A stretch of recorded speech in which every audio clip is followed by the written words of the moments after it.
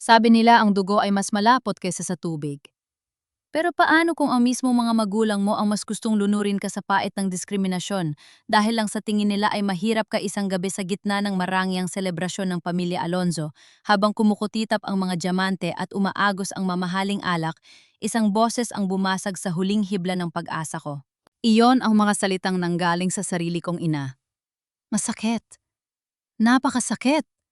Para akong pinapatay ng paulit-ulit habang nakatingin ang lahat. Hindi nila alam ang mahirap na mara na kinahihiya nila ay ang babaeng may hawak ng susi sa kaligtasan ng kanilang korona. At ang asawa kong si Adrian, ang lalaking pinangakuan ko mamahalin habang buhay siya pala ang mismong humahawak ng kutsilong ita saksak sa likod ko. Handa na ako manahimik. Handa na akong magtiis. Pero nang dahil sa kasakiman ninyo, ako mismo ang magpapakita sa inyo kung sino ang tunay na kinatatakutan ng mga De La Cruz. Simulan na natin ang kwento ng aking paghihigan at ang pagbawi sa danggal at tinang kaninyang tapakan. Isang araw, luluhod ang lahat ng mga taong yumapak sa aking pagkatao. Darating ang panahon na ang bawat luha ng pangungulila at sakit na idinulot nila ay babalik sa kanila ng sandaang beses ang tindi. Ngayon, tinitingnan ko ang aking sarili sa salamin, suot ang pinakamahal na alahas, at ang kapangyarihang hinding-hindi nila maaabot. Pero bago ang tagumpay na ito, kailangan ko munang balikan ang gabi kung kailan gumuho ang lahat. Ang gabi kung kailan namatay ang inosenteng Marang at isinilang ang isang babaeng walang kinatatakutan. Mara, ano ba umalis ka muna riyan sa tabi ng papa mo? Nakaharang ka sa view ng mga photographer. Hayaan mo si Bianca ang tumayo. Roon siya ang kailangang makita ng press dahil siya ang imahe ng Alonzo Construction. Ang boses ni Mama Celeste ay parang latigo na humagupit sa aking pandinig. Sa gitna ng ballroom ng isang sikat na hotel sa Quezon City, kung saan ipinagdiriwang ang ika-30 anibersaryo ng kumpanya ng aking mga tunay na magulang, para akong isang basahang pilit itinatago sa ilalim ng grandiosong karpet. Suot ko ang isang simpleng beige dress na binili ko sa Bacolod habang si Bianca, ang anak-anakan ni na mama at papa, na pilit nilang ipinapakilala bilang kanilang nag-iisang prinsesa, ay kumikinang sa kanyang emerald gown na nagkakahalaga marahil ng milyon-milyon. Nanigas ang buo kong katawan. Ang bawat hakbang ko pabalik sa dilim ay parang paglubog ng aking mga paa sa kumunoy. Gusto kong sumigaw. Gusto kong sabihin sa lahat na ako ang tunay na anak. Ako ang dugong Alonzo.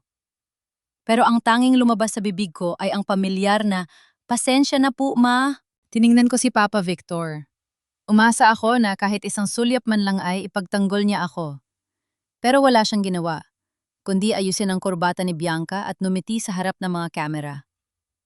6 na buwan na ang nakalilipas mula na matuklasan ng pagkakamali sa ospital nung isilang ako. 6 na buwan ko nang tinitiis ang malamig na pakikitungo nila dahil lang sa lumaki ako sa probinsya, sa piling ng mga magsasaka at negosyante ng yelo na sina Nanay Lorna at Tatay Benito. Para sa mga Alonso, salang akong kahihiyan na kailangang itago hanggat hindi ako nagiging presentable. Naramdaman ko ang panginginig ng aking mga kamay. Sa gitna ng ingay ng tawanan at kalantog ng mga kubyer, tos parang unti-unting nawawala ng hangin ang paligid ko. Kailangan ko si Adrian, ang asawa ko. Siya lang ang tanging dahilan kung bakit ko pa kinakaya ang lahat ng ito. Siya ang nangakong hinding-hindi ako iiwan kahit talikuran pa ako ng buong mundo. Hinanap ko siya sa gitna ng maraming tao, pero wala siya sa kanyang upuan. Naglakad ako patungo sa storage room sa likod ng ballroom. Iniisip na baka nandun siya para ayusin ang mga dokumento o kailangan para sa closing speech ni Papa. Pero bago ko pa mahawakan ng doorknob, isang pamilyar na boses ang nagpatigil sa akin. "Han, please, konting tiis na lang. Malapit na tayo matapos dito." Boses iyon ni Adrian. Pero hindi ako ang kinakausap niya. Ang tono ng boses niya ay puno ng laming, isang laming na matagal ko nang hindi nararamdaman mula sa kanya. "Tiis, Adrian, sawang asawa na ako na makita ang babaeng yan na umaaligid sa mga magulang ko. She's an eyesore. Bakit ba hindi mo pa siya mapapirma sa deed of donation ng lupang yan sa Negros? I need that land for our resort project." Boses ni Bianca. Matalim, mapang-api. Naramdaman ko ang panlalamig ng aking batok. Para akong binuhusan ng yelo. Sumilip ako sa siwang ng pinto at dun parang gumuho ang langit sa ibabaw ko. Nakayakap si Adrian kay Bianca. Ang mga kamay na dati ay humahaplos sa aking mukha kapag umiiyak ako ngayon, ay nakapulupot sa bewang ng babaeng umagaw sa posisyon ko sa pamilya. Don't worry, Bianca. Once makuha ko na ang pirma ni Mara sa property na ibinigay ng mga Dela Cruz sa kanya, wala na siyang silbi sa akin. I'll file for divorce immediately. Let her go back to her pathetic life in Bacolod. You know I only married her because I thought the Dela Cruz family had real money, but they're just small-town traders. Mas kailangan ko ang koneksyon ng mga Alonzo. Sabi ni Adrian, boses na punong-puno ng pagkalkula at kawalan ng puso. Ang bawat salita niya ay parang libu-libong karayom na tumusok sa aking dibdib. Ang lalaking sinuportahan ko noong wala pa siyang pangalan, ang lalaking pinaglaanan ko ng lahat ng aking ipon para makapagtayo siya ng sariling opisina. Ang asawa ko, ginagamit lang pala ako. Ang muling pakikipagtagpo ko sa aking mga tunay na magulang ay naging isang malaking bitag lang para sa kanya. Naramdaman ko ang pag-init ng aking mga mata. Ang sakit ay hindi na sapat na salita. Ito ay isang uri ng pagkawasak na hindi mo mararamdaman sa balat, kundi sa pinakamalalim na bahagi ng iyong kaluluwa. Bakit? Bakit? Ang taong pinagkatiwalaan ko, ang siya pang may hawak ng kutsilyong sumasaksak sa akin na yun, nanginig ang aking tuhod at muntik na ako mabuwal. Sa sobrang gulat at sakit na bitawan ko ang hawak kong clutch bag. Bumagsak ito sa sahig, lumika ng tunog na naging hudyat ng aking pagkakahuli. Bumukas ng malakas ang pinto. Nang lilisik ang mga mata ni Bianca, habang si Adrian naman ay naging kasing puti ng papel ang muka. Mara! Bulalas ni Adrian pilit na kumakawala sa yakap ni Bianca. Pero bago pa siya makalapit, isang waiter ang tumakbo palapit sa akin. Ma'am Mara kanina, papu kayo hinahanap ni Sir Victor. Kailangan niya na raw pong umakyat sa stage para sa family photo at para pirmahan ang merger document bilang witness. Bilisan niyo po, nagagalit na ang daddy niyo. Sabay-sabay ang atake ng tadhana. Sa loob ng storage room ang lalaking nagtraidor sa akin. Sa labas, ang mga magulang na ikinahihiya ako. At sa gitna ang isang obligasyong kailangan kong gampanan habang ang puso ko ay nagdurugo. Nag-vibrate ang phone ko sa aking kamay. Isang message mula kay Adrian kahit nasa harap ko lang siya. Hon, explain ko sa'yo mamaya. Business lang ang pinag-uusapan namin ni Bianca. Please don't make a scene. Pirmahan mo na ang docs para hindi magalit si Papa Victor. Napatingin ako kay Adrian. Ang kapal na mukha niya, ang dumi ng kaluluwa niya, at si Bianca nakangisi lang siya sa akin, isang nising, nagsasabing siya ang panalo. Mara, ano pang hinihintay mo? Go out there and be the obedient daughter that you are, udyok ni Bianca puno ng pangungutya. Sa sandaling iyon, isang malakas na pintig ang naramdaman ko sa aking sentido. Ang takot na maiwan, ang takot na hindi mahalin ang lahat ng pagtitiis ko sa loob ng 6 na buwan, biglang napalitan ng isang nagbabagang galit. Hindi ako umiyak. Hindi ako nagmakaawa. Sa halip, hinawakan ko ng mahigpit ang aking bag. Ang bawat hakbang ko palabas ng storage room ay hindi na hakbang ng isang biktima. Mara, saan ka pupunta? Ang stage ay nasa kabilang direksyon. Sigaw ni Adrian na humahabol sa akin. Hindi ko siya nilingon. Naglakad ako ng mabilis patungo sa valet parking. Ang bawat hibla ng aking katawan ay sumisigawan ng pagtakas pero hindi pagtakas para magtago. Kinuha ko ang susi ng sasakyan ko mula sa valet at mabilis na pinaandar ito. Ang luha ko ay tuluyan ng pumatak bumabasa sa manibela, habang ang alaala ng tawa ni na Adrian at Bianca ay paulit-ulit na naglalaro sa aking isipan. Dinukot ko ang aking phone habang mabilis na nagmamaneho palayo sa hotel. Pinindot ko ang number na matagal ko na hindi tinatawagan mula nang pilitin akong mamuhay bilang isang Alonzo. Hello, Tay. Tatay Benito? Ang boses ko ay basag puno ng pait. Mara, anak-anak, napatawag ka. May problema ba riyan sa Manila? Ang boses ng aking tatay mula sa Bacolod ay puno ng pag-aalala, ang tanging boses na nagparamdam sa akin na ako ay mahalaga. Tay, sunduin niyo po ako. Ayoko na rito. Ayoko na silang makita. Sa gabing iyon iniwan ko ang apelyidong Alonzo. Pero bago ako tuluyang umalis, isang huling desisyon ang ginawa ko sa gitna ng aking galit. Kinuha ko ang dokumento ang kanina ko padala-dala, ang deed of donation para sa lupain sa Negros. na pilit nilang kinukuha. Gamit ang isang ballpen sa ilalim ng madilim na kalsada, hindi ko ito pinirmahan. Sa halip, isinulat ko sa malaking letra ang mga salitang magiging simula na kanila pagbagsak, "Hindi niyo ako matatalo." Binilisan ko ang takbo ng sasakyan. Hindi ko alam kung saan ako pupunta, pero alam ko ang isang bagay. Ang Mara na kilala nilang mahina ay namatay na sa gabing ito. At kapag bumalik ako, titiyakin kong wala nang matitira sa kaharian ng mga Alonzo. Habang binabaybay ko ang madilim na kalsada, palabas ng Metro Manila, ang bawat ilaw ng post na nadadaanan ko ay tila mga saksi sa aking pagkatalo. Hawak ko ang manibela ng ganoon kahigpit sapat na para mamuti ang aking mga buko-buko. Gusto kong sumigaw hanggang sa mawalan ako ng boses, pero ang tanging naririnig ko lang ay ang mabilis na pagtibok ng aking puso, isang pintig na puno ng pot at pagsisisi. Tila bumabalik ang aking gunita, 3 buwan na ang nakalilipas.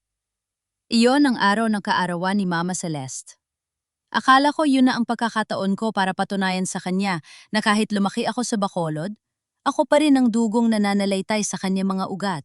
4:00 pa lang na madaling araw ay gising na ako. Pumasok ako sa kusina ng mansyon na mga Alonzo bitbit ang mga espesyal na sangkap na ipinadala ko pa mula sa Negros. Gusto kong ipagluto si Mama ng pinaka-espesyal na chicken inasal, ang putaheng naging simbolo ng aking paglaki, ang pagkaing puno ng pagmamahal ni Nanay Lorna at Tatay Benito. Inisip ko, baka sa pamamagitan ng panlasa, mahanap namin ang koneksyong nawala sa loob ng mahabang panahon. 3 oras akong nagbabad sa usok at init. Maingat kong tinitimpla ang bawat sangkap, tinitiyak na ang bawat bahagi ng manok ay sapat ang pagkakamarinate. Habang nagluluto ako, nakangiti ako sa aking sarili. Iniisip ko ang mukha ni Mama Celeste kapag natikman niya ito. Siguro, yayakapin niya ako. Siguro sasabihin niya sa wakas na, "Salamat Mara, salamat anak." Nang matapos ako, inayos ko ang mesa ng buong ingat. Pero nang bumaba si Mama Celeste, kasama si Bianca, ang ngiti sa aking mga labi ay unti-unting naging pait. Napatakip ng ilong si Mama Celeste habang pababa ng hagdan. "What is that smell, Mara? Bakit ang lansa ng kusina at bakit ang usok dito sa loob ng bahay?" "Ma, happy birthday po," masigla ko sanang. Bate, bit-bit ang isang plato ng mainit na inasal. "Ipinagluto ko po kayo ng paborito kong putahe sa Bacolod. Espesyal po ito, Ma. Galing pa sa Negros ang mga pampalasa nito." Tiningnan ni Mama Celeste ang plato na parabang nakakita siya ng isang bagay na nakakadiri. Sa tabi niya, humagikik si Bianca, ang kanyang mga mata ay puno ng pangungutya. "Oh my God, Mara! Inasal on Tita Celeste's birthday!" sabi ni Bianca habang iwinawagay ang kanyang kamay sa harap ng kanyang mukha. "We have a catered lunch later from a French restaurant. Do you really think Tita would eat something so cheap and street style?" "Hindi ito cheap, Bianca. Puno ito ng pagmamahal."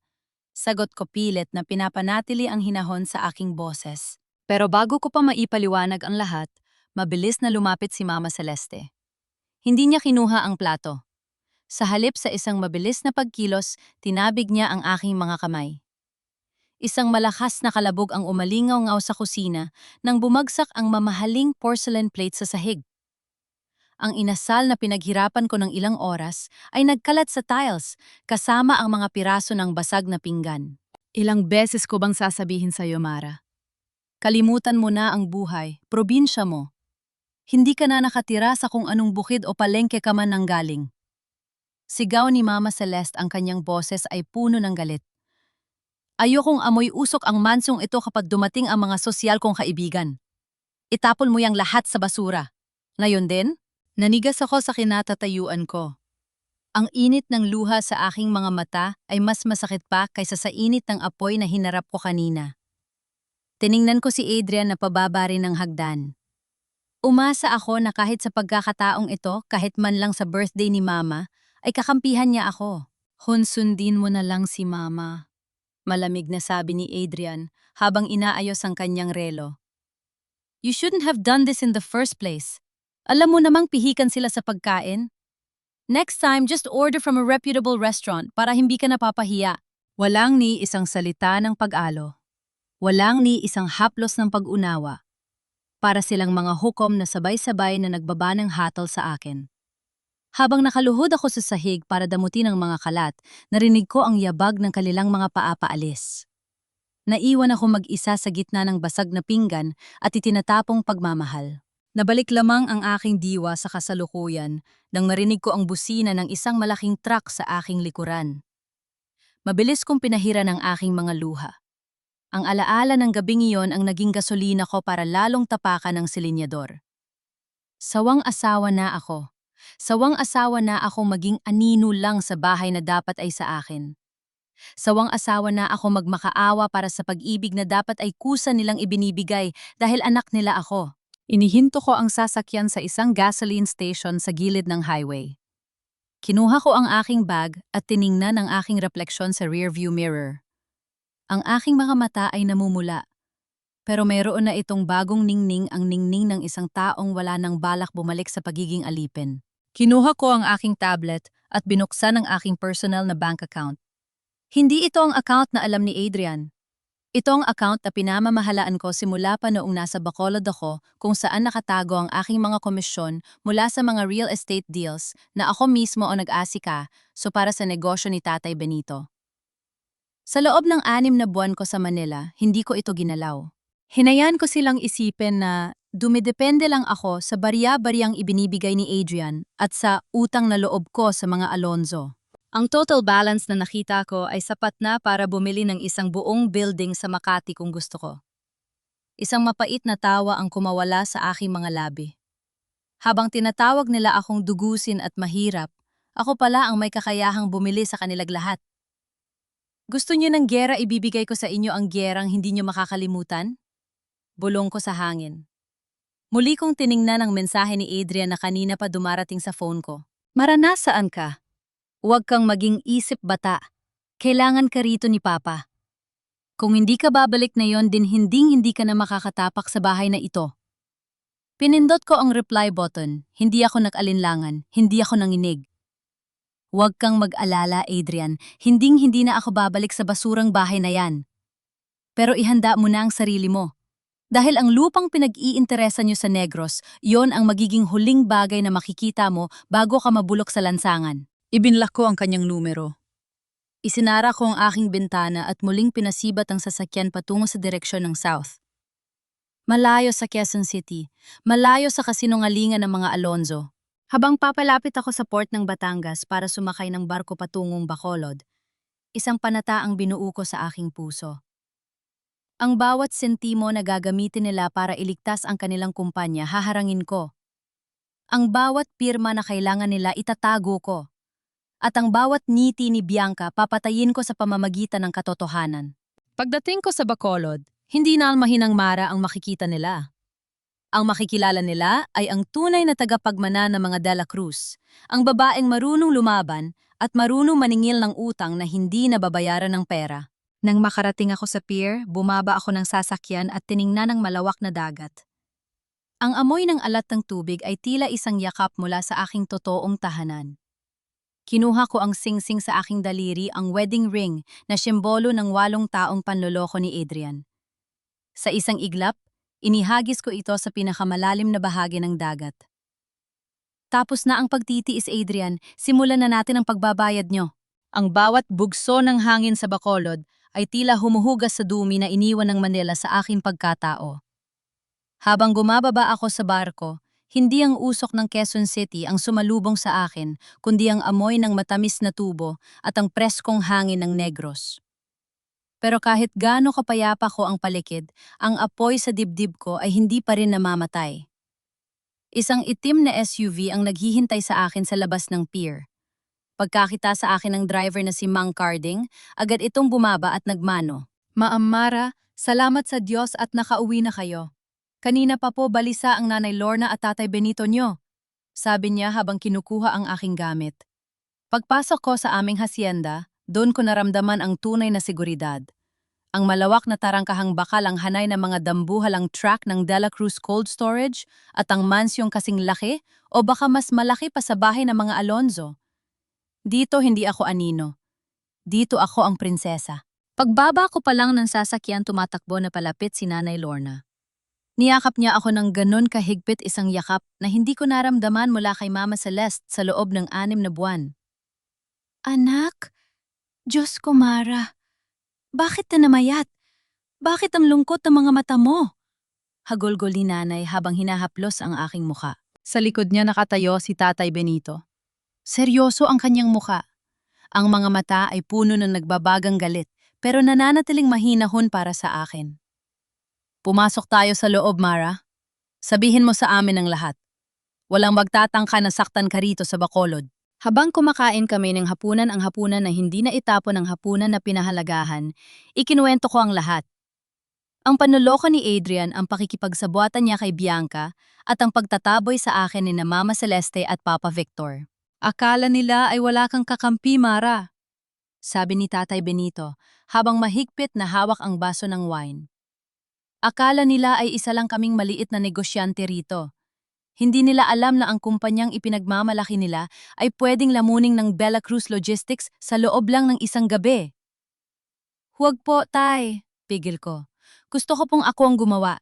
Gusto ko pong makita nila kung sino ang tinaboy nila ng walang tulong ng inyong yaman sa ngayon.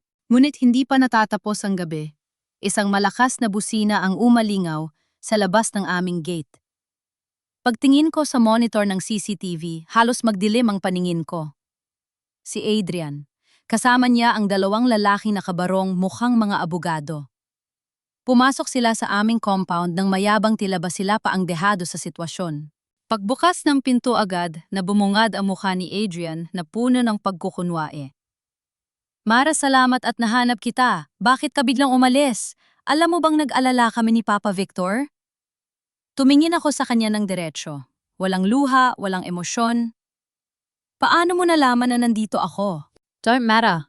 Mara, we need to talk professionally, sabi niya, sabay lapag ng isang asul na folder sa mesa. Dahil sa biglaang pag-alis mo, nanganib ang merger ng Alonzo Construction. Papa Victor is furious. Accusing you of theft, sabi niya. Kinuha mo raw ang mga mahahalagang documents ng kumpanya bago ka umalis. Isang mapait na tawa ang kumawala sa akin. Theft? Magnanahaw, Adrian, sa bahay na yon, kahit piraso ng tinapay ay wala akong kinuha na hindi ko hiningi. At documents, ang tanging dala ko ay ang katotohanang basura ang pagkatao nyo. Mara, listen to me. Hinawakan ni Adrian ang braso ko pero agad ko itong iwinaksi. If you sign this deed of transfer for the Negros land, I can convince Papa to drop the charges. This is for your own good. Huwag mo hayaang makulong ka dahil lang sa pride. Dito na sumabog ang lahat. Hindi na ako nakapagpigil. Isang malakas na sampal ang gumapos sa pisngi ni Adrian, sa sobrang lakas na palingon ng kanyang ulo sa gilid. Ang tunay na sampal ay hindi lang mula sa aking kamay, kundi mula sa lahat ng buwan na tiniis ko, ang kanyang panloloko. Yan ay para sa 6 na buwang ginawa mo akong tanga, sabi ko boses na kasing lamig ng yelo. Isang sampal ulit sa kabilang pisngi. At iyan ay para sa pagtatangka mong gamitin ang mga magulang ko para sa pansarili mong interes.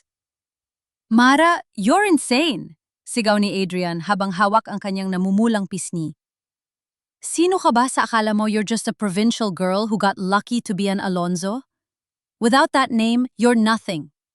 Sa sandaling yon, lumakad palabas si Tatay Benito mula sa dilim ng library. Ang kanyang presensya ay tila isang dambuhalang pader na humaharang sa hangin ni Adrian. Correction, Mr. Castillo, seryosong sabi ni Tatay Benito. Siya ay isang De La Cruz, at sa lupang ito, ikaw ang walang silbi. Napatingin si Adrian sa paligid. Doon lang niya napansin ang lawak ng mansyon, ang mga mamahaling painting sa dingding, at ang mga armadong security guard na nakapaligid sa amin. Nakita ko ang paglunok niya. Ang yabang sa kanyang mga mata ay unti-unting napalitan ng pagkalito at takot. Wait, De La Cruz? The De La Cruz of the Cold Storage Empire? Nautal na tanong ni Adrian. The one and only, sagot ni Nanay Lorna habang nakataas ang noo. And you, young man, have just insulted the daughter of the most powerful family in this province. Tumingin si Adrian sa akin, pilit na naghahanap ng bakas ng lumang Mara. Ang Mara na madaling utiin, pero wala siyang nakita kundi ang isang babaeng handang pumatay ng anino. Mara, Han, hindi ko alam, I thought, Bianca said, Bianca said you were a king, Adrian. But tonight you look like a beggar to me. Sabi ko habang kinukuha ang asul na folder at pinupunit ito sa harap ng kanyang muka.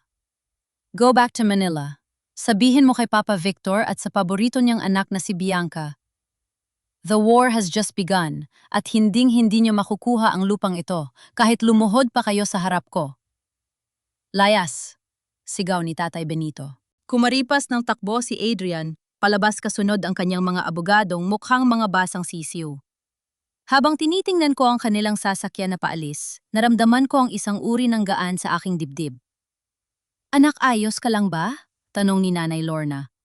Opo, Nay, sagot ko habang nakatingin sa mga punit na papel sa sahig. Ngayon ko lang na-realize, mas masarap palang manampal kaysa umiyak. Niyakap ako ni Tatay Benito. Simulan na natin ang plano, Mara. Bukas na bukas, ipapadala natin ang Notice of Audit sa Alonzo Construction. Titignan natin kung gaano katatag ang kumpanya nila kapag ang sarili nilang dugo ang humahabol sa kanila. Sa gabing yon, natulog ako ng mahimbing sa kauna-unahang pagkakataon sa loob ng 6 na buwan. Hindi dahil sa yaman ng mga De La Cruz, kundi dahil alam ko na sa wakas, nabawi ko na ang unang piraso ng aking danggal. Ang sampal na iyon kay Adrian ay simula pa lang. Ang susunod na sampal yon ang wawasak sa buong mundo nila. Nagising ako sa huni ng mga ibon at sa sikat ng araw na tumatago sa bintana ng aking silid dito sa hacienda. Sa loob ng 6 na buwan sa Manila, ang gising ko ay laging puno ng kaba at pagmamadali para pagsilbihan ng mga Alonzo. Pero ngayong umaga, ang tanging nararamdaman ko ay ang lamig ng aircon at ang bango ng bagong litsog kape ni Nanay Lorna. Pero hindi ako narito para magbakasyon. Pagkatapos ng almusal, dinala ako ni Tatay Benito sa kanyang home office. Ang silid na ito ay puno ng mga mapa, mga titulo ng lupa at mga dokumento ng De La Cruz Logistics. Dito ko natutunan kung paano magbasa ng mga numero bago pa man ako pumasok sa kolehiyo. Anak, tiningnan ko ang mga survey ng lupang ibinigay namin sa iyo sa Negros Occidental, sabi ni Tatay habang inilalatag ang isang malaking blueprint sa mesa. Bakit ba ganoon na lang kapursigido ang asawa mo at ang mga Alonzo na makuha ito? Sabi mo resort ang plano nila. Tinitigan ko ang mapa. Ang lupang iyon ay matatagpuan sa isang baybayin na dati ay tila walang silbi dahil mabato at malayo sa syudad. Pero habang sinusuri ko ang mga markang kulay pula sa paligid nito, unting nanlaki ang aking mga mata. Tay, hindi resort ang itatayo nila rito. Bulong ko habang kinukuha ang aking tablet para i-check ang latest government zoning projects. Naramdaman ko ang mabilis na pagtibok ng aking puso. Bilang isang finance expert, mabilis kong napagdugtong ang mga tuldok. Ang lupang iyon ay hindi lang basta dalampasigan. Ito ang mismong lokasyon kung saan dadaan ang ipinaplano ng gobyerno na Panay-Guimaras-Negros Bridge at ang bagong international cargo port. Diyos ko! Napahawak ako sa aking noo. Kaya pala ganun na lang ang pagmamadali ni Adrian. Hindi lang ito milyon, Tay. Bilyon ang halaga ng lupang ito kapag nagsimula na ang konstruksyon ng port. At ito pa, Mara, dagdag ni Tatay Benito habang may iniabot na isang folder. Pinaimbestigahan ko ang kumpanyang bumibili ng mga lupa sa paligid ng property mo. Isang kumpanyang naggangalang AB Blueprints and Holdings. Guess who owns it? Binuksan ko ang folder. Ang mga pangalan ng stockholders ay nakasulat sa itim at puti Adrian Castillo at Bianca Alonzo. Isang mapait na ngiti ang sumilip sa aking mga labi. Ang sakit na naramdaman ko noong gabi ng party ay napalitan ng isang malamig na determinasyon. Hindi lang pala sila nangangaliwa. Bumubuo na sila ng sarili nilang imperyo gamit ang lupang ninakaw nila sa akin. Gagamitin nila ang pangalan ng Alonzo Construction para makakuha ng loan, pero ang kikitain ng proyekto ay mapupunta sa sikretong kumpanya nila. Gusto nilang ubusin ang yaman ng mga Alonzo habang ninanakawan ako. Sabi ko boses na nanginginig sa galit. At ang mga tunay kong magulang, sina Mama Celeste at Papa Victor, ginagamit nila ang utang na loob ko para lang mapunan ang mga utang nila nang hindi alam na niloloko na rin sila ng paborito nilang si Bianca. Habang nag-uusap kami ni Tatay, biglang tumunog ang aking phone. Isang unknown number. Sinagot ko ito. Hello? Mara, Si Luis ito, ang boses ng bunsong kapatid ni Bianca, ang kaisa-isang Alonzo na hindi naging malupit sa akin. Si Luis ay laging tahimik, laging nasa isang sulok lang, pero alam kong nakikita niya ang lahat.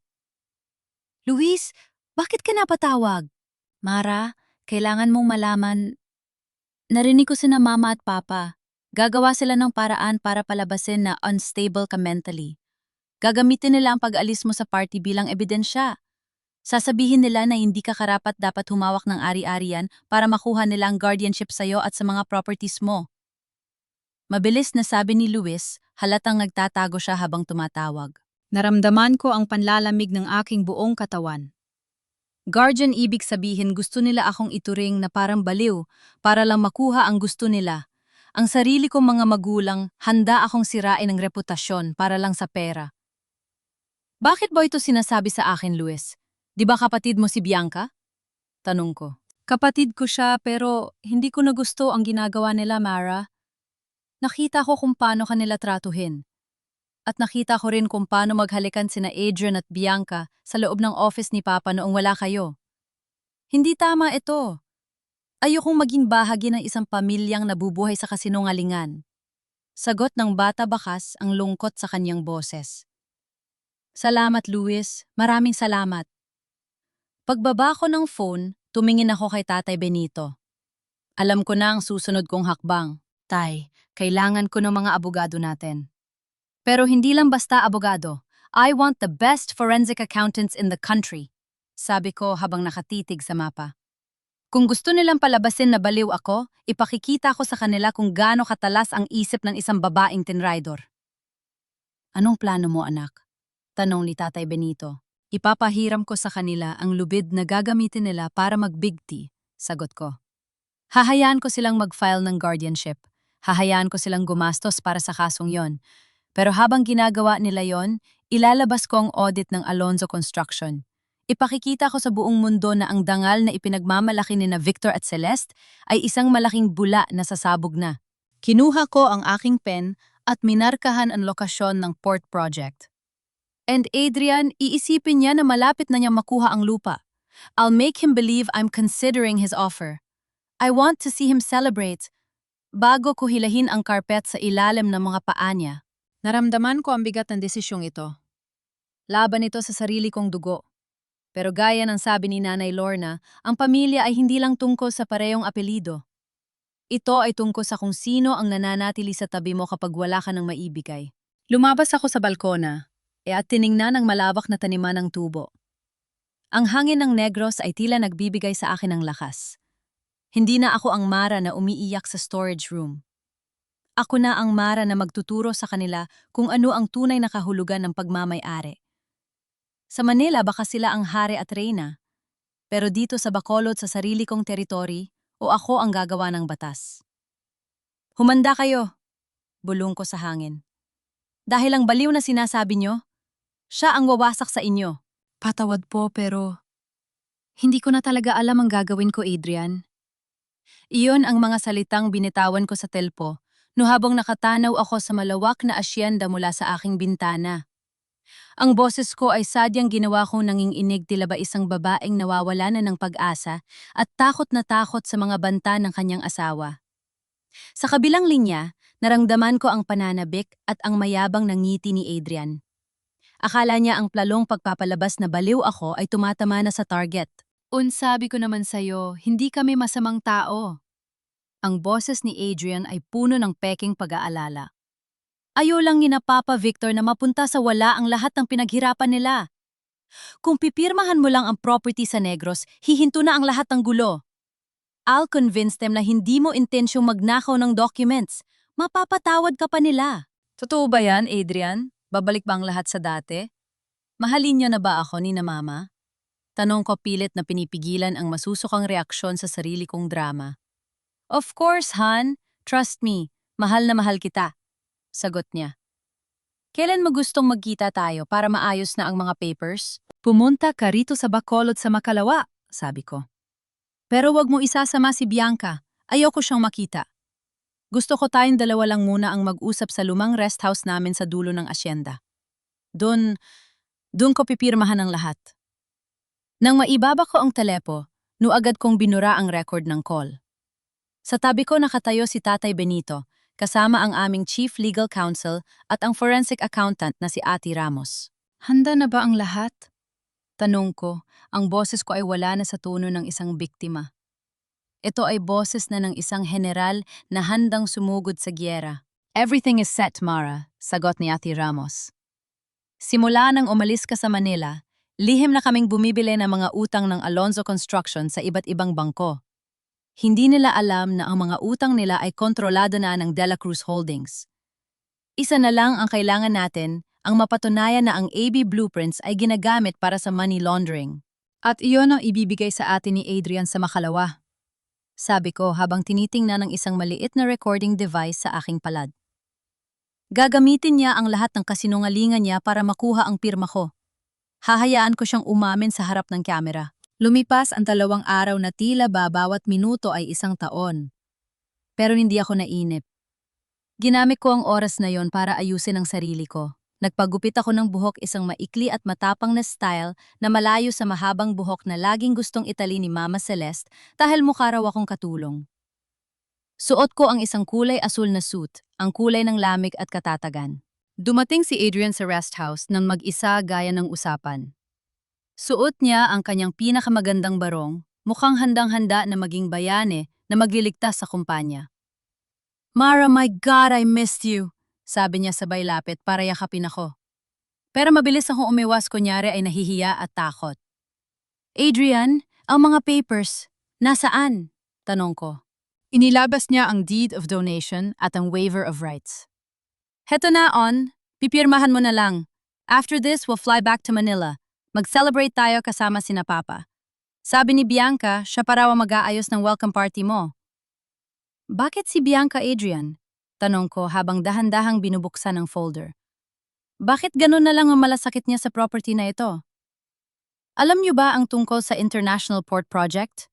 Nakita ko ang panandaliang pagkagulat sa kanyang mga mata pero mabilis niya itong itinago. Port Project. Wala kaming alam doon. Basta ang alam namin kailangan ng kumpanya ang lupa para sa resort development.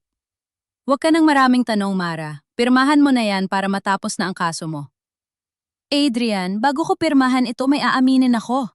Sabi ko habang tumitig sa kanya ng malalim. Alam kong kayo ni Bianca. Alam ko ang tungkol sa AB blueprints.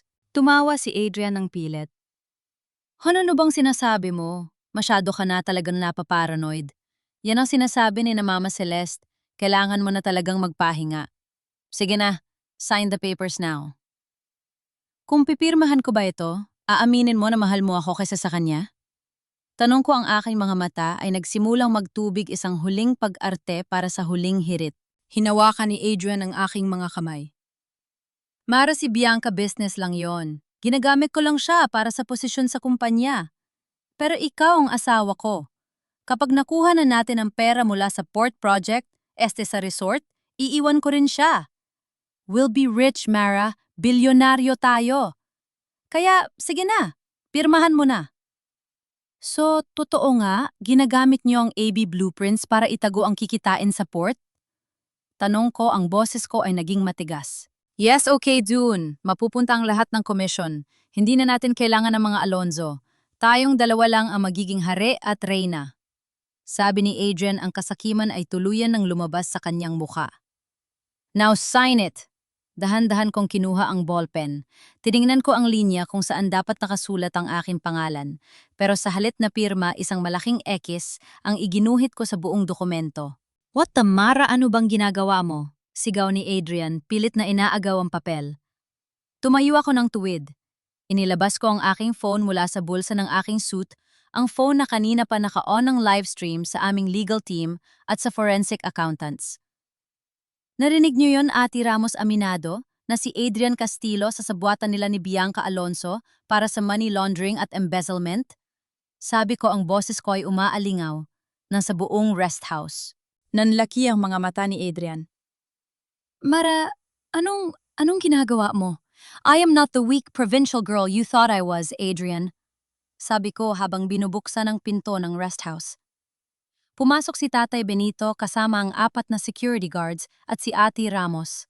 Mr. Castillo, sabi ni Ate Ramos, as of this morning, we have filed a formal complaint to the SEC and the Bureau of Internal Revenue regarding AB blueprints. Also, we have proof of your affair with Ms. Bianca Alonzo, which will be very useful for the adultery case that Mrs. Mara Castillo will file against you. Napaupo si Adrian sa sahig. Ang kulay ng kanyang muka ay naging kasing puti ng papel. Mara, please, huwag mong gawin ito. Maawa ka. Awa, ipinagdasal ko yan nung itinapon niyo sa basura. Ang inasal na niluto ko para sa birthday ni Mama Celeste. Sabi ko habang nakatingin sa kanya mula sa itaas. Ipinagdasal ko yan nung naghahalikan kayo ni Bianca sa storage room habang ako ay dinudurugin na Papa Victor. Ngayon, Adrian, ang tanging matatanggap mo mula sa akin ay ang hustisya. Hinding-hindi niyo makukuha ang lupang ito. Dagdag ni Tatay Benito habang nakaturo sa labas. At simula ngayong araw, ang Alonzo Construction ay mapupunta sa ilalim ng foreclosure dahil sa mga utang na hindi niyo mababayaran. You messed with the wrong family. Umalis kami sa rest house at iniwan si Adrian na tulala sa sahig. Habang sumasakay ako sa sasakyan, naramdaman ko ang paglamig ng hangin. Alam ko na bukas ang balitang ito ay sasabog sa Manila. Ang bitag ay nagsara na. At ang mga hayop na nasa loob, wala na silang kawala. Habang mahimbing ang tulog ko sa Bacolod, isang malakas na bagyo ang kasalukuyang humahagupit sa opisina ng Alonzo Construction sa Makati. Ang balitang kumalat sa mga business news no umagang yon ay parang isang tsunami na tumangay sa danggal na ilang dekadang iningatan ni na Papa Victor at Mama Celeste. Alonzo Construction faces massive audit over alleged money laundering and ghost projects. Iyan ang headline na sumalubong sa kanila. Pero hindi lang yon ang masakit. Kasama sa balita ang mga leaked photos ni na Adrian at Bianca na magkasama sa isang resort at ang mga dokumentong nagpapatunay na ang pondo ng kumpanya ay unti-unting inililipat sa AB blueprints. Hindi ito maaari sino ang naglabas nito, sigaw ni Papa Victor habang hinahampas ang kanyang mesa. Ang kanyang mukha ay kasing pula ng apoy, ang kanyang mga kamay ay nanginginig sa galit at takaba. Sa isang sulok nakaupo si Mama Celeste, tulala at hindi makapaniwala. Ang kape niya ay lumamig na gaya ng kanyang pakikitungo sa akin noon. Victor, ang mga creditors natin, tumatawag na silang lahat. Ang bangko, nagpadala na sila ng notice. Frozen na ang lahat ng accounts natin. Eksaktong bumukas ang pinto at pumasok si Bianca pawis na pawis at halatang galing sa pag-iyak o baka pag-arte ng iyak. Papa Mama si Adrian, hindi ko siya makontakt. Ang huling balita ko ay pumunta siya sa Bacolod para kausapin si Mara, pero ngayon ay hindi na siya sumasagot, sabi ni Bianca. Ang kanyang boses ay puno ng pang-inginid. Bacolod? Bakit siya pumunta roon na hindi ko alam? Sigaw ni Victor. Sabi niya, tutulungan niya raw tayong makuha ang lupa ni Mara. Sagot ni Bianca. Pero bago pa siya makatapos, isang grupo ng mga lalaki na kasuit ang pumasok sa opisina. Sa unahan nila ay isang babaeng pamilyar sa akin ang dating head accountant ng kumpanya na tinanggal ni Bianca dahil masyado raw itong maraming tanong. Good morning, Mr. Alonzo, sabi ni Ms. Reyes ang accountant. Narito kami para sa isang mandatory audit at dala rin namin ang utos mula sa Dela Cruz Holdings. Sila na ang may-ari ng 80% ng inyong mga utang sa bangko. At dahil hindi kayo nakabayad sa itinakdang deadline na yung umaga, ang gusaling ito at ang inyong mansyon ay nasa ilalim na ng foreclosure. Dela Cruz Holdings, sino ang may-ari niyan? Tanong ni Celeste, ang kanyang boses ay halos pabulong na sa takot. Ang asawa ni Mr. Adrian Castillo, sagot ni Ms. Reyes na may tipid na ngiti. Si Mrs. Mara de la Cruz Castillo. Ang katahimikang namayani sa silid ay mas nakakabingi kaysa sa anumang sigaw. Nakita ko sa aking isipan ang mukha ni Mama Celeste nang marinig niya ang pangalan ko. Ang anak na tinawag niyang kahihiyan, ang anak na itinuring niyang katulong, ay siya palang may hawak ng kanilang kapalaran. Agad na kinuha ni Bianca ang kanyang bag, tila balak ng tumakas. Pero bago siya makalabas, hinarang siya ng 2 pulis. Miss Bianca Alonzo, you are being invited to the station for questioning regarding the falsification of public documents and embezzlement. Sabi ng pulis. No, wala akong kinalaman dyan si Adrian. Si Adrian ang gumawa ng lahat ng yan. Pinilit niya lang ako. Sigaw ni Bianca, ang kanyang tunay na kulay ay lumabas na. Handa niyang ilaglag ang lalaking sinasabi niyang mahal niya para lang maisalba ang sarili. Pinapaikot niya lang ako. Siya ang may hawak ng AB blueprints. Bianca, anak, ano itong sinasabi mo? Tanong ni Celeste. Tila gumuho na ang buong mundo niya. Ang perpektong anak na pinalit niya sa akin ay siya palang kukuha sa lahat ng meron sila.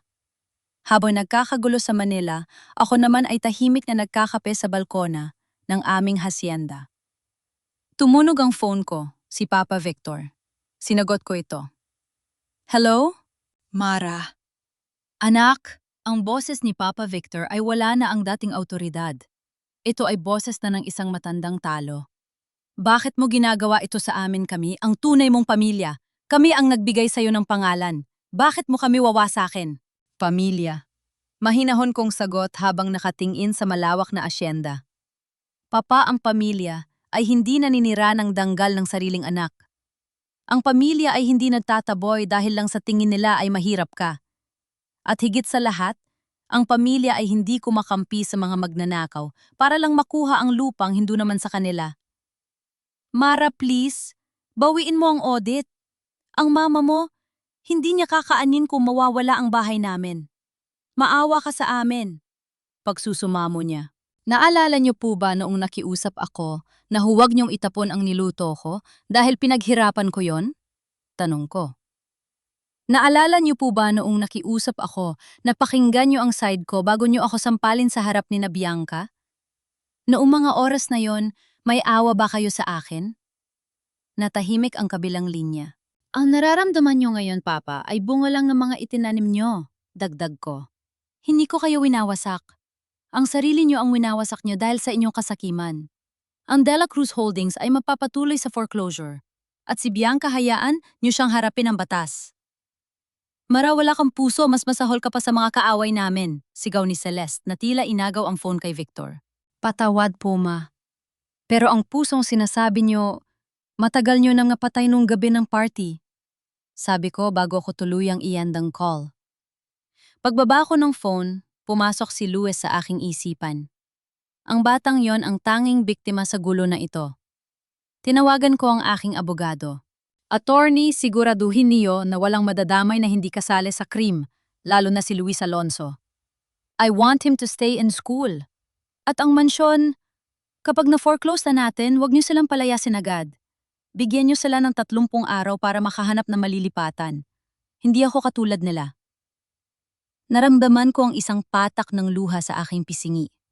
Hindi dahil sa panghihinayang, kundi dahil sa wakas ay malaya na ako. Ang utang na loob na pilit nilang ipinapasan sa akin ay bayad na. Pero alam kong hindi pa tapos ang laban. Sa Manila, si Bianca ay gagawa at gagawa ng paraan para makawala. At si Adrian, alam kong hindi siya basta-basta susuko.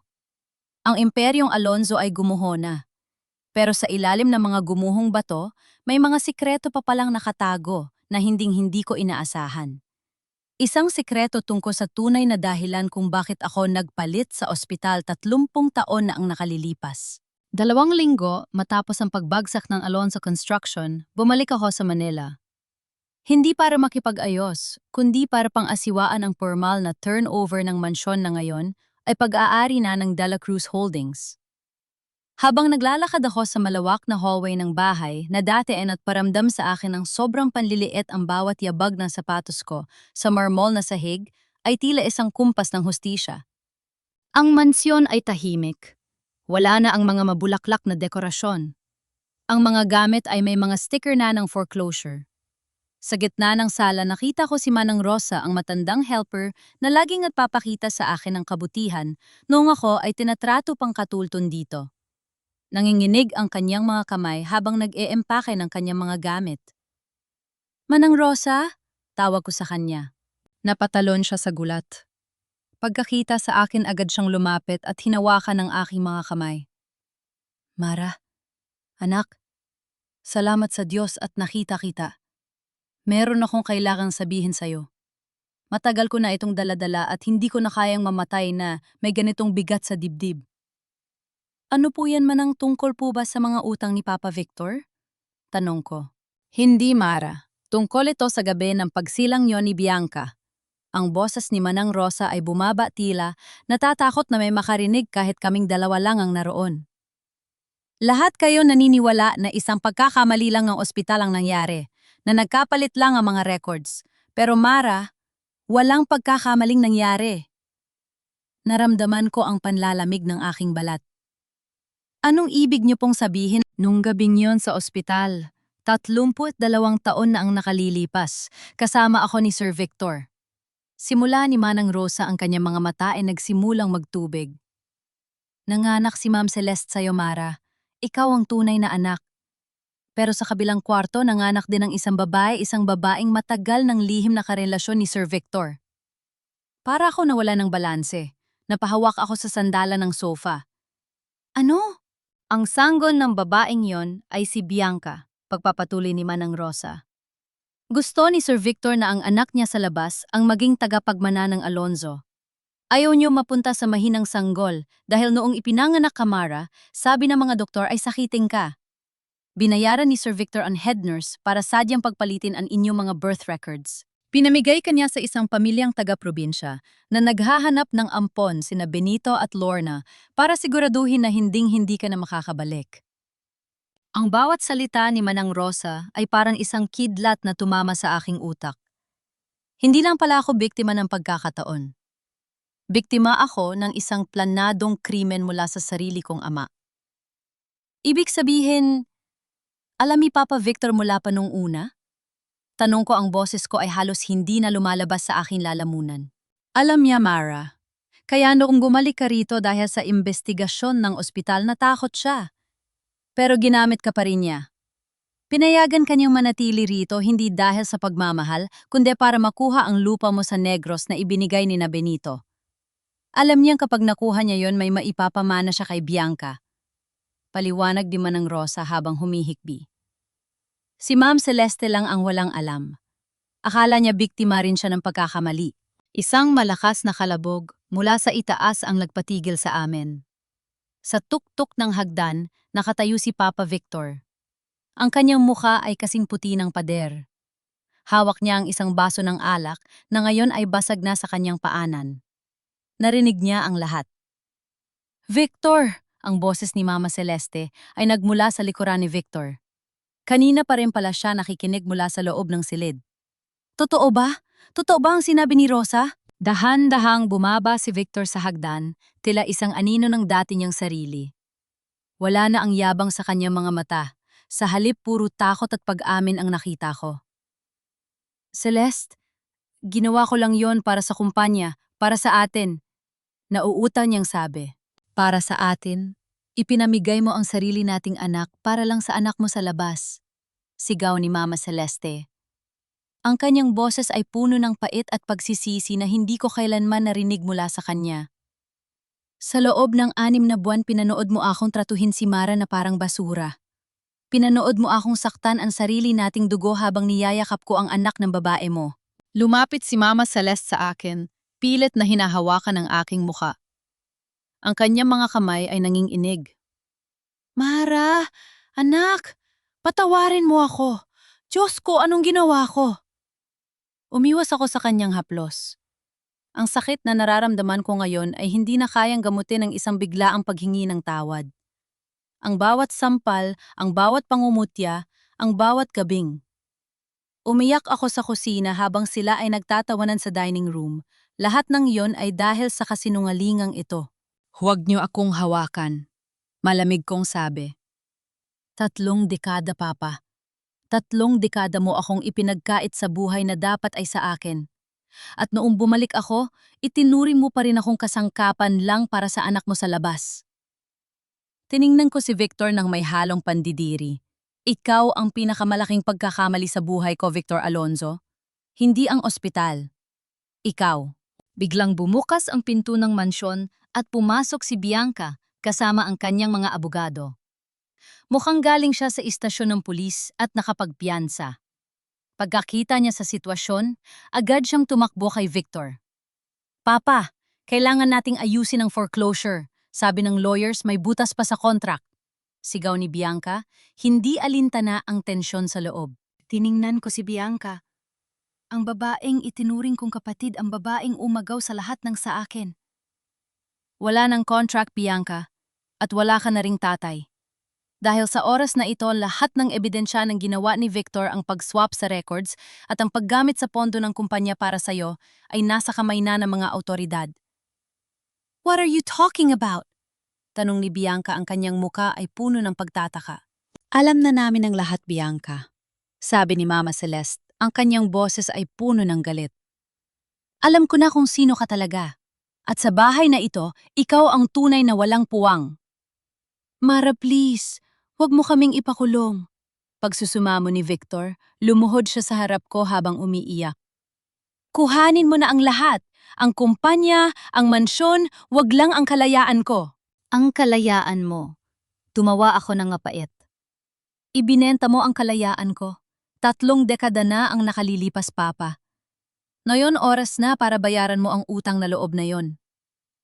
Humarap ako kay Ate Ramos na kararating lang sa mansyon. Attorney, i-update ang file. Isama ang child trafficking at falsification of documents sa mga kaso laban kay Victor Alonzo.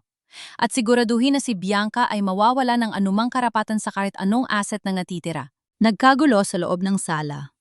Si Mama Celeste ay napaupo sa sahig, habang humahagulgol si Bianca ay sumisigaw ng pagtanggi at si Victor ay tulala sa kawalan. Habang naglalakad ako palabas ng mansyon, naramdaman ko ang bigat ng katotohanan. Hindi lang pala ito laban para sa yaman o para sa lupa. Ito ay laban para sa isang buhay na ninakaw sa akin mula pa sa unang paghinga ko. Nang makarating ako sa labas, tinawagan ko sina Nanay Lorna at Tatay Benito sa Bacolod. Nay, totoo po ang hinala nyo. Hindi lang ako napunta sa inyo dahil sa pagkakamali. Pinili nyo ako mahalin nung itinapon ako ng sarili kong ama, sabi ko habang humihikbi.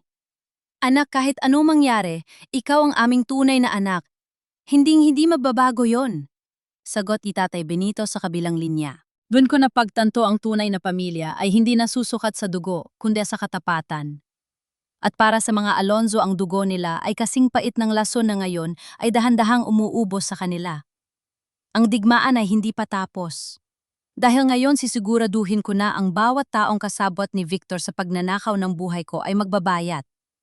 Simula sa nurse na tumanggap ng suhol hanggang sa babaeng nanganak kay Bianca. Walang ititira ang galit ng isang anak na itinapon. Ang salitang patawad ay marahil ang pinakamadaling bigkasin. Pero ito rin ang pinakamahirap tanggapin kapag ang bawat letra nito ay nakalubog sa 3 dekada ng kasinungalingan. Nandito ako ngayon sa isang private lounge ng hotel sa Makati, malaya sa gulo ng mansyon ng mga Alonzo. Pero kahit anong layo ko, tila sinusundan pa rin ako ng amoy ng pagkabulok ng pamilyang iyon. Sa harap ko nakaupo si Mama Celeste. Wala na ang kanyang mamahaling makeup, wala na ang kanyang maayos na buhok. Ang kanyang mga mata ay mugto at ang kanyang mga kamay ay hindi tumitigil sa panginginig habang hawak ang isang panyo. Mara? Anak? Ang boses niya ay basag, tila bawat salita ay may kasamang dugo. Hindi ko alam kung paano sisimulan. Sa tuwing naalala ko kung paano kita trinato, kung paano kita sinampal at ipinahiya para lang ipagtanggol ang anak ng babae ng asawa ko, parang gusto kong mamatay sa hiya. Tinitigan ko siya. Noon ang pangarap ko lang ay makita siyang umiiyak para sa akin. Pero ngayong, nasa harap ko na siya, wala akong naramdamang katuwaan. Ang tanging nararamdaman ko ay isang malalim na pagod. Patawad po, pero ang hiya niyo ay hindi maibabalik ang 30 taon na nawala sa akin, Ma. Mahinahon kong sabi. On bawat gabi na inisip ko kung bakit hindi niyo ako mahal, kung bakit kahit anong gawin ko ay hindi ako sapat. Hindi yan mabubura ng isang pag-uusap na ganito. Gusto kong bumawi, Mara. I'll testify against Victor. I'll give you everything that is left. Please, bigyan mo ako ng pagkakataon na maging ina sa'yo. Pagsusumamo niya habang pilit na hinahawakan ng aking kamay. Dahan-dahan kong inilayo ang aking kamay. Naging ina na kayo sa akin, Ma. Sa loob ng 6 na buwan sa mansyong iyon, ipinakita niyo sa akin kung anong klaseng ina kayo sa isang taong akala niyo ay mahirap. At doon ko napatunayan na ang pagmamahal niyo ay may kondisyon. Kung hindi niyo nalamang ako ang tunay niyong dugo, hihingi ba kayo ng tawad na yon? Natahimik si Celeste. Alam niya ang sagot. Kung nanatili akong mahirap na Mara mula sa probinsya, malamang ay patuloy niya ako minamaliit hanggang ngayon. Ang tunay kong mga magulang ay nasa Bacolod, dagdag ko habang tumatayo. Sila ang naging ina at ama ko noong itinapon ako ng asawa niyo. Tutulungan ko kayo sa abot ng makakaya ko para hindi kayo mapunta sa lansangan. Pero wag yan ang hilingin na maging anak niyo ako ulit. Tapos na tayo roon. Habang papalabas ako ng hotel, nakita ko sa kabilang panig ng kalsada si Luis. Nakatayo siya roon, bit-bit ang kanyang backpack. Mukhang pagod, pero may paninindigan. Lumapit ako sa kanya. Ate Mara, tawag niya sa akin. Yon ang unang beses na tinawag niya akong ate. Salamat sa pagligtas sa akin sa gulo, pero kailangan mong malaman, si Bianca, hindi siya susuko. Anong ibig mong sabihin? Tanong ko. Narinig ko siyang may kausap sa phone kanina. Mayroon pa palang isang sikretong vault si Papa sa isang lumang warehouse sa Valenzuela. Nanbon ang mga alahas ni Mama na ninakaw ni Papa noon at ang malaking halaga ng cash na nakalaan para sa escape fund nila. Balak ni Bianca na kunin yon ngayong gabi at tumakas palabas ng bansa kasama si Adrian. Mabilis na paliwanag ni Luis. Isang matalim na ngiti ang sumilip sa aking mga labi. Ang kasakiman ni Bianca ay talagang walang hanggan. Kahit bagsak na ang lahat, pilit pa rin siyang kumakapit sa huling patak ng yaman na hindi naman sa kanya. Salamat, Luis. Umuwi ka na at mag-aral. Ako na ang bahala rito. Sabi ko habang tinatawagan si Ate Ramos at ang aming security team. Eksaktong 11:00 ng gabi, sa isang madilim at abandonadong warehouse sa Valenzuela. Isang itim na sedan ang dahan-dahang pumarada. Lumabas doon si Bianca at Adrian. Mukhang mga magnanakaw na nagmamasid sa paligid. Bilisan mo, Adrian. Kapag nakuha natin ang bag na yon, diretso na tayo sa airport. May private plane na naghihintay sa atin sa Clark. Utos ni Bianca, ang boses niya ay puno ng desperasyon. Sigurado ka bang nandito yon? Baka niloloko lang tayo ng papa mo. Sagot ni Adrian habang pilit na binubuksan ang kinakalawang na gate ng warehouse. Hindi niya ako lolokohin. Ako ang paborito niya, remember?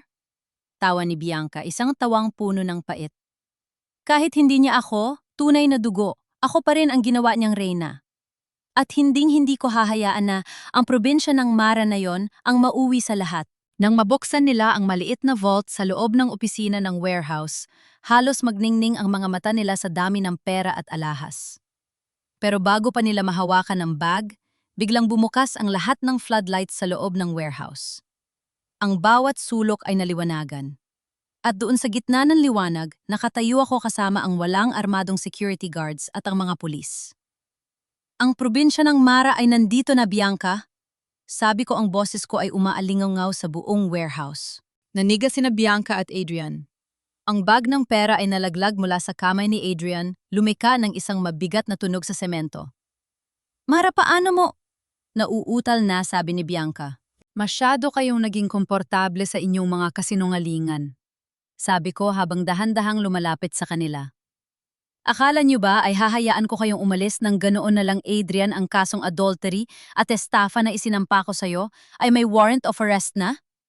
At ikaw, Bianca? Ang pagnanakaw ng ari-arian na nasa ilalim na ng foreclosure ay isang mabigat na krimen. Hindi akin ito, akin. Ang lahat ng ito. Sigaw ni Bianca habang pilit na dinadamot ang mga alahas sa sahig. Ako ang Alonzo. Ako ang tunay na prinsesa. Si Mara ay isang basura lang.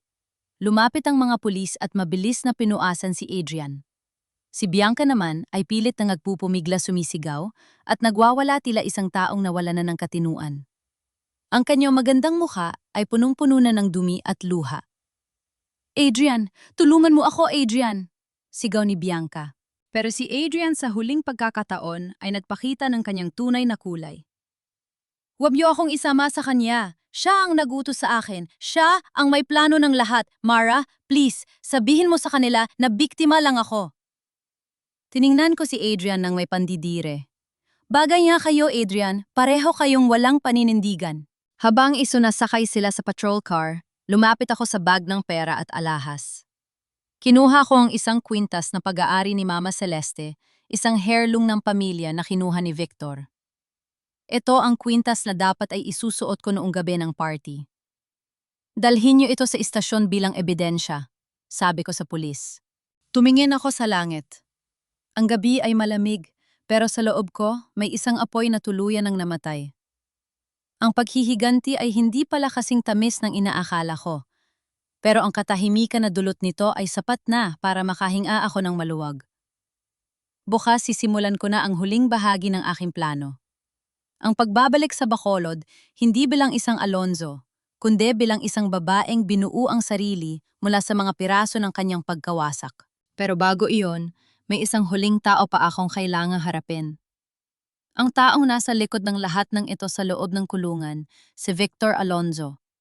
Isang huling pag-uusap bago ko tuluyang isara ang kabanata ng aking nakaraan. Ang amoy ng luma at malamig na semento ang tunog ng mga bakal na pintong bumubukas at sumasara ito ang naging bagong mundo ni Victor Alonzo. Malayo ito sa amoy ng mamahaling pabango at aircon ng kanyang opisina sa Makati.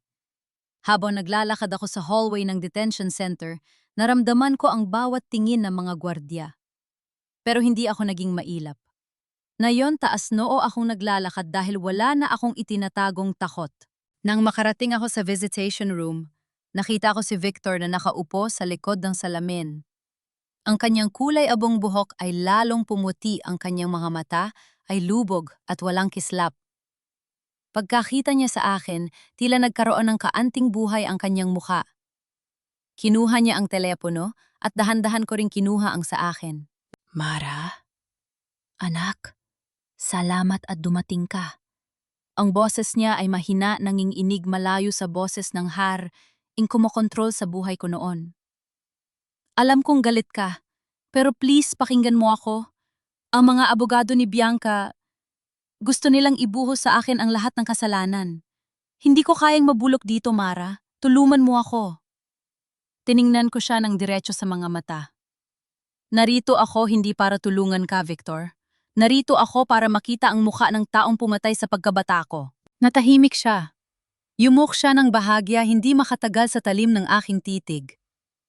Bakit, Victor? Tanong ko, ang boses ko ay kalmado, pero bawat salita ay may bigat. Bakit kailangang palitan ng isang inosenteng sanggol? Bakit kailangang ipamigay ang sarili mong dugo sa mga taong hindi mo naman kilala? Huminga siya ng malalim, isang buntong.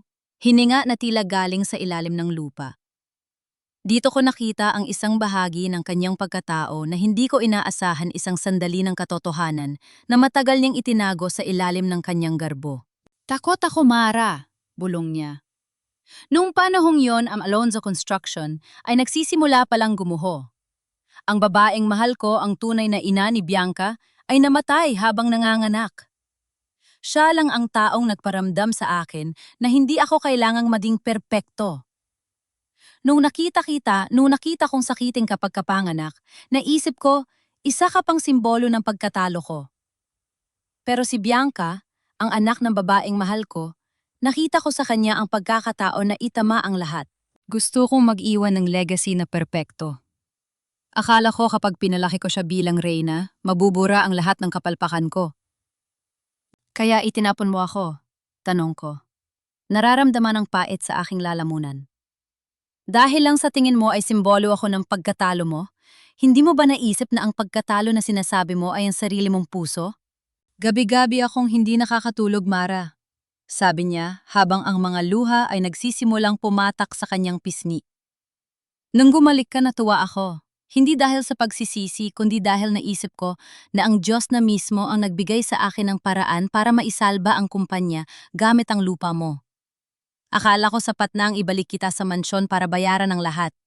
Hindi ko akalain na ang sakitin na sanggol na itinapon ko ay siyang magiging mas matapang at mas matalino kaysa sa akin. Isang mapait na ngiti ang sumlip sa aking mga labi. Yan ang pagkakamali mo, Victor. Akala mo ang yaman ay nasa pangalan at sa lupa. Hindi mo nakita na ang tunay na yaman ay ang mga taong nagpalaki sa akin ng may danggal. Sina Tatay Benito at Nanay Lorna, ang mga taong tinawag mo magsasaka. Sila ang tunay na mayaman dahil meron silang pusong hinding-hindi mo magkakaroon. Inilabas ko ang isang puting envelope mula sa aking bag at idinikit ito sa salamin. Isang legal na dokumento ito na may tatak ng korte. Ano yan? Tanong niya. Ito ang formal na petisyon ko para sa legal name change. Sabi ko ang boses ko ay puno ng paninindigan. Simula ngayong araw, hindi na ako Mara de la Cruz Alonzo. Tinatanggal ko na ang apelyidong Alonzo sa aking pangalan. I am Mara de la Cruz. Wala akong kinalaman sa iyo sa kumpanya mo o sa kasaysayan mo. Ang tanging koneksyon natin ay ang katotohanang ikaw ang lalaki nagturo sa akin kung paano hindi maging isang magulang. Nanlaki ang mga mata ni Victor. Ang dokumentong yon ang huling pako sa kabaong ng kanyang pangarap na magkaroon ng perpektong legacy. Sa pagtanggal ko ng kanyang apelido, tinanggal ko rin ang huling hibla ng kanyang karapatan sa akin. Mara, wag, please. Pagsusumamo niya hinahampas ang salamin ng kanyang mga nanginginig na kamay. Huwag mong gawin ito. Ikaw na lang ang natitira kong tunay na dugo si Bianca. Tinalikuran na niya ako si Celeste. Ayaw na akong makita. Huwag mo akong iwan, na walang bitbit na pangalan. May bitbit ka namang pangalan, Victor. Sabi ko habang tumatayo. Ang pangalang magnanakaw ng buhay. Yan ang legacy mo. Hindi ko na hinintay ang kanyang sagot. Ibinaba ko ang telepono at tumalikod. Narinig ko ang kanyang mga hiyaw sa likuran, ko ang mga sigaw ng isang taong nawala na ng lahat, pero hindi ko na siya nilingon. Bawat hakbang ko palabas ng detention center ay parang pagtanggal ng isang mabigat na kadena sa aking mga paa. Nang makalabas ako sa gate, sumalubong sa akin ang maliwanag na sikat ng araw. Isang itim na kotse ang naghihintay sa akin. Lumabas dun si Luis. Ate Mara. Sabi niya may bitbit na maliit na ngiti. Saan tayo pupunta? Pupunta na tayo sa airport, Luis, sagot ko. Babalik na tayo sa Bacolod, sa totoong tahanan natin. Paano si Mama Celeste? Tanong niya. Binigyan ko siya ng sapat na pondo para makapagsimula ng maliit na negosyo. Sabi ko habang sumasakay sa sasakyan. Binigyan ko rin siya ng susi ng isang maliit na kondo na nakapangalan sa'yo. Hindi ko siya hahayaang maghirap, pero hindi ko rin siya hahayaang kontrolin ang buhay ko. Ipinasya ko na. Ang pagpapatawad ay hindi nangangahulugang kailangang bumalik sa dati. Minsan ang pagpapatawad ay ang pagpili na lumakad palayo ng may kapayapaan. Habang umaandar ang sasakyan patungo sa airport, binuksan ko ang bintana at hinayaan ang hangin na humampas sa aking mukha. Nakita ko sa aking isipan ang mukha ni na Tatay Benito at Nanay Lorna na naghihintay sa akin sa asyenda. Sila ang aking pamilya. Sila ang aking sandigan. Ang digmaan ay tapos na. Wala nang Mara Alonzo na umiiyak sa dilim. Wala nang Mara Alonzo na nagmamakaawa para sa pag-ibig. Ang natitira na lang ay si Mara de la Cruz, ang babaeng binuuang sarili mula sa abo ng pagkakanulo at ngayon ay handa nang lumipad patungo sa sarili niyang langit. Isang taon na ang lumipas. Dito sa Bacolod ang ihip ng hangin ay tila isang mahabang buntong hininga ng kaluwagan. Wala na ang amoy ng usok at polusyon ng Manila. Ang tanging nalalanghap ko ay ang tamis ng mga taniman ng tubo at ang preskong bango ng dagat.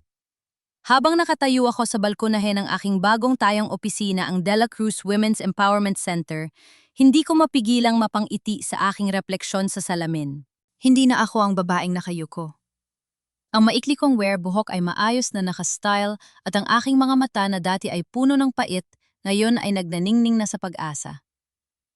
Ate Mara, tapos na ang audit para sa scholarship fund. Boses ni Luis mula sa pinto. Lumingon ako sa kanya. Luis is now a business student here in Bacolod. Malayo na siya sa tahimik at takot na batang nakita ko sa mansyon ng mga Alonzo. Dito, itinuturing siyang tunay na kapatid din na Nanay Lorna at Tatay Benito. Salamat, Luis. Ipagpatuloy mo lang yan. You're doing a great job. Naupo ako sa aking mesa at binuksan ng isang folder ng mga balita mula sa Manila, ang mga huling balitang kailangan kong malaman para tuluyan ng maisara ang kabanata ng nakaraan. Si Adrian Castillo ay napatunay ang guilty sa estafa at falsification of documents. Dahil sa dami ng mga niloko niyang investors, hinatulan siya ng 10 hanggang 15 taong pagkabilanggo. Ang balita ay may kasamang larawan niya nakasuot ng orange na uniforme kalbo ang ulo at mukhang matandang-matanda na. Sabi ng aking abogado wala raw bumibisita sa kanya. Ang mga kaibigan niyang akala niya ay koneksyon niya sa Zoe Tumlu, lahat sila tinalikuran siya na umawala ang pera niya. Si Bianca naman, ang prinsesa na akala niya ay hinding-hindi matatalo. Dahil sa pagtatangkang pagnanakaw ng ebidensya at sabwatan sa money laundering, nakakulong din siya sa isang correctional facility. Sabi ng mga balita, madalas daw siyang makipag-away sa loob dahil hindi niya matanggap na siya ang naglalaban ng sarili niyang uniforme at naglilinis ng sariling selda. Ang kagandahang ipinagmalaki niya ay unti-unti nang kumukupas sa likod ng mga rehas. Si Victor Alonzo namatay, siya sa loob ng kulungan dahil sa komplikasyon sa puso 6 na buwan na ang nakalilipas. Hindi ako pumunta sa libing, pero nagpadala ako ng bulaklak na may nakasulat na patawad at salamat. Patawad sa lahat ng galit, at salamat dahil kung hindi sa kanyang kalupitan, hindi ko matatagpuan ang tunay na lakas sa loob ko. Si Mama Celeste naman ay nanatili sa maliit na kondo na ibinigay ko. Minsan ay nagpapadala siya ng sulat sa akin. Ang huli niyang sulat ay maikli lang. Mara anak, araw-araw kong idinadalangin ang kapatawaran mo. Hindi ko hinihiling na tanggapin mo ako ulit, sapat na sa akin na alam kong masaya ka at ligtas. Mahal kita. Hindi ko pa siya sinasagot. Siguro balang araw kapag wala na talagang hapdi sa aking puso, baka magkita kami para sa isang tasa ng kape. Pero sa ngayon, sapat na ang distansya na ito. Mara anak, handa na ang pananghalian. Sigaw ni Nanay Lorna mula sa ibaba. Bumaba ako sa dining room at doon nakita ko ang tunay na kahulugan ng pamilya. Nakaupo si Tatay Benito, si Nanay Lorna, si Luis, at ang ilan sa aming mga tauhan sa asyenda. Ang mesa ay puno ng pagkain at sa gitna mayroong chicken inasal. Pero sa pagkakataong ito, walang nagtabig sa plato. Walang nagsabing mabaho. Sa halip, sabay-sabay kaming nanalangin nagpapasalamat sa biyayang hindi nabibili ng pera, ang biyayang pagkakaroon ng mga taong tunay na nagmamahal sa'yo, dugong magkamag-anak man o hindi. Anak, balita ko ay marami na namang lumalapit sa sentro mo ng mga kababaihan. Sabi ni Tate Benito, habang nilalagyan ng pagkain ang plato ko. Opo tay, gusto ko malaman nila na kahit anong mangyari sa loob ng kanilang pagsasama, meron silang karapatang protektahan ang kanilang sarili at ang kanilang danggal. Hindi dapat sila natatakot na lumaban. Sagot ko. Pagkatapos ng pagkain, lumabas ako sa hardin at tiningnan ang papalubog na araw. Ang langit ay kulay ube at ginto, napakaganda, tila isang painting ng tagumpay. Naisip ko ang gabing iyon sa Manila noong umiiyak ako sa storage room habang dinudurog ang puso ko. Sino ang mag-aakalang ang babaeng iyon ay magiging ganito katatag na yon? Ang tunay na mana ay hindi ang lupa sa Negros, hindi ang kumpanya ng mga Alonzo, at hindi ang bilyon-bilyong piso sa bangko. Ang tunay na mana ay ang aking danggal. Ang kakayahang bumangon mula sa pagkawasak at piliing magpatawad, hindi dahil karapat-dapat sila, kundi dahil karapat-dapat ako sa kapayapaan. Ako si Mara de la Cruz, ang tunay na tagapagmana ng pagmamahal ng aking mga magulang sa Bacolod, at ang reyna ng sarili kong buhay. Huminga ako ng malalim, ipinikit ang aking mga mata, at hinayaan ng hangin na tangayin ang huling alaala ng pait. Sa wakas, malaya na ako. Sa wakas, nakauwi na ako. Ang bawat dapit hapon ay hudyat ng pagtatapos ng isang araw, ngunit ito rin ang pangako ng isang bagong bukang liwayway. Ang kwento ni Mara ay natapos na sa isang matamis na tagumpay kung saan ang hustisya ay nanaig at ang kapayapaan ay nahanap sa piling ng mga tunay na nagmamahal. Mga mahal kong tagapakinig, salamat sa pagsama sa amin sa mahabang paglalakbay na ito ng buhay ni Mara. Alam kong marami sa inyo ang nanggigil na iyak at nabuhayan ng loob sa bawat kabanata. Napakasakit isipin na ang sarili nating dugo ay siya pang magiging dahilan ng ating pagluha gaya ng ginawa ni na Victor at Celeste. Nakakagalit makita ang pagtataksil ng asawang si Adrian at ang kasakiman ni Bianca. Ngunit sa dulo, ipinakita ni Mara na ang tunay na yaman ay hindi nasusukat sa apelidong dala natin o sa kina ng ating mga alahas. Minsan kailangan nating dumaan sa apoy upang malaman kung gaano tayo katibay. Kung ikaw man ay nasa gitna ng iyong sariling laban ngayon, marahil ay pinagtataksilan ka rin minamaliit ng iyong biyenan o pakiramdam mo ay mag-isa ka sa mundo. Tandaan mo ang chicken inasal ni Mara. Maaaring itapon ito ng iba sa basura, ngunit hindi nito mababawasan ang sarap at halaga ng pagmamahal na inilaan mo roon. Huwag mong hayaang nakawin ng ibang tao ang iyong halaga. Gaya ni Mara, piliin mong bumangon. Piliin mong maging tunay na tagapagmana ng iyong sariling kaligayahan. Kayo ba, mga ka-audiobook? Kung kayo ang nasa kalagayan ni Mara, mapapatawad niyo rin ba si Mama Celeste? O mas pipiliin niyo ring lumayo at bumuo ng sariling buhay? Saan man kaya nakikinig na yon habang naglalaba, nagluluto o napapahinga matapos ang isang mahabang araw sa trabaho. Sana ay nakapagbigay kami ng kaunting inspirasyon sa inyong mga puso. Huwag kalimutang i-like, i-share at mag-comment ng inyong mga saloobin sa baba. Gusto naming marinig ang inyong mga kwento dahil dito, bawat boses ay may halaga. Hanggang sa muli nating pagkikita sa susunod na kwento ng buhay at pag-ibig. Manatiling matatag, manatiling may danggal. Turingan sa kwento ang tunay na tagapagmana. Ang kwentong ito ay isinulat base sa karanasan ng isa nating tagapakinig na si Maria, 35 taong gulang, isang OFW sa Hong Kong na nagpadala ng kanyang saloobin tungkol sa hirap ng diskriminasyon sa loob ng sariling pamilya. Ang mensahe niya? Walang sinuman ang pwedeng tumapak sa'yo kung ikaw mismo ay marunong tumayo para sa iyong sarili. Lahat ng mga karakter at sitwasyon sa kwentong ito ay muling isinulat at ginawang huko upang magbigay ng aliw at positibong mensahe sa lahat. Maraming salamat po.